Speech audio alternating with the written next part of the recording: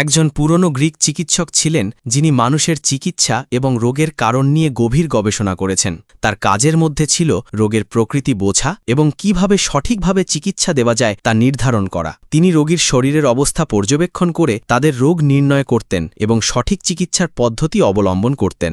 এছাড়া তিনি বিশ্বাস করতেন যে চিকিৎসা বিজ্ঞান একেবারে যুক্তি ও বাস্তবতার উপর ভিত্তি করে হতে হবে এবং চিকিৎসকদের অবশ্যই মানবিক দৃষ্টিভঙ্গি নিয়ে কাজ করতে হবে। তার উপদেশ ছিল রোগীকে শুধুমাত্র শারীরিক চিকিৎসা নয় বরং মানসিক শান্তিও প্রদান করা। তিনি রোগের নিরাময়ের জন্য শুধুমাত্র ঔষধি নয় বরং খাদ্য, বিশ্রাম এবং দৈনন্দিন জীবনযাত্রার উপরও গুরুত্ব দিয়েছিলেন। তার নীতিমালা ছিল সঠিক আচরণ এবং সততার প্রতীক, যা আজও চিকিৎসকদের শপথের অংশ।